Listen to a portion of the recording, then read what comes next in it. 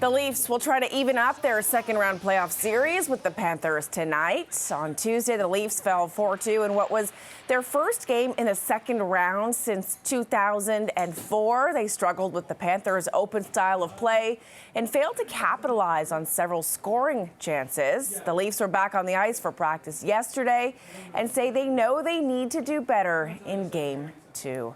Yeah, we all know that. So for a preview of tonight's game, we're joined live by TSN radio host Matt Cauz. Matt, good morning. Good to see you. Good morning. I promise not to make too many Star Wars references on today being May 4th. So let's just say that Matthew Tkachuk is Darth Vader in this situation, and it's up to the Rebel Alliance, being TJ Brody and McCabe and Matthews, to try to slow him down. No question. Sergei Bobrovsky was fantastic in the first game as well for the Panthers. He seemed to find every which way possible to keep that puck out of his net. The Panthers were just the better team. They were faster. We've seen this movie before. How do we make sure there's not a sequel to this movie tonight? I don't want to go the Star Wars series. I like what you're doing here. What do we got to do so that the Maple Leafs strike back?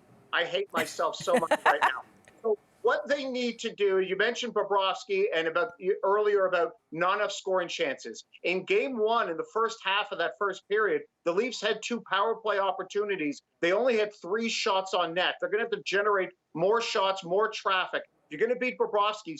If he's going to be playing at this level, it's easier to do it at the man advantage. And I know Austin Matthews did have a couple quality chances. They're just going to need to repeat that, but do that sort of a higher degree of volume if they want to get a couple past Bobrovsky, especially early. So I guess what were they doing against Sergei Vasilevsky, who's one of the best goaltenders in the league, for the Lightning, that they weren't able to do against Bobrovsky last night? In Game 1. Yeah, Game 1 on Tuesday. What it really was they just had a lot more traffic. They had a lot more traffic in front of the net with Vasilevsky and the Lightning than what we saw with Bobrovsky, with Bobrovsky last night. A lot of syllables with these goalies. Can anyone just be called Steve? And that's really what they need to do. They've got to be able to get into that area. And especially a guy like William Nylander, who's, even though he had about 7 shots on net, felt a little bit invisible in Game 1. But just get in front of the net, create more chances. And listen, they had 36, 35 shots in Game 1. They just need a couple more high danger ones. And then the other side is they got to be less sloppy. They had about 12, 13 giveaways. The Carter Verhaeghe goal that made it 3-2. There was turnovers all over the place. I mean, if they just really clean things up, get a little more dangerous on the power play, they should be fine tonight. Was there anyone that really impressed you in Game 1? I mean, for me, clearly it was Matthew Knies, this youngster playing just college hockey a few weeks ago. Now he's got his first goal not only in the NHL, but in the playoffs and as a Maple Leaf.